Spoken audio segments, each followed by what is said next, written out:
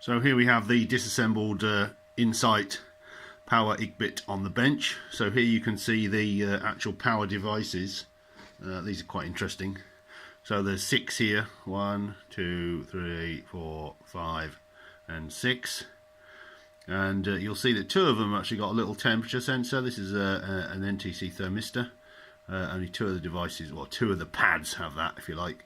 That one's not populated at all. And these are actually measuring correctly. So in this particular device the fault isn't here. One of these is dedicated to the analog temperature readings, and the raw data from the resistor goes straight out of the power IGBT to the VCM module, which then does obviously some sort of calculation to calculate die temperature. And the other one presumably is the failover temperature device, which is working with a circuit on the board here to actually then lock out the rest of the IGBT. So it's quite interesting. The nice silver wires here which connect the power in and out of these 6 devices here. So yeah, they're quite interesting. Anyway, we'll move that one out of the way. We'll look at the board in a little bit more detail. So I've done a little bit of work on trying to trace out where things are on this board. What we have here is we have some sort of op-amp or comparator in the middle here, and that's receiving the signal from the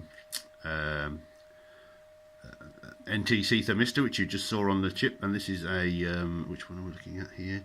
This one here. This is an open collector transistor, which pulls down the pin here when it's failed. Now obviously that's being driven by the op-amp as well, but the op-amp is probably also driving these. Each of these driver chips they're all isolated, but there's some isolation here between each driver chip and the sort of temperature sensing going on in the middle here, presumably. So obviously when this has a fault or has a failed signal or whatever, it's locking out these isolators and obviously preventing the IGBT from operating.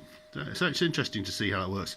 Now there's also a current sensing system going on here as well, so it can fail over current as well as fail over temperature. Anyway, there's obviously something wrong with this particular section. Not that we'll ever find it or fix it, but because you can't possibly put it back together again now we've disassembled it. But interesting to actually trace back what's happening.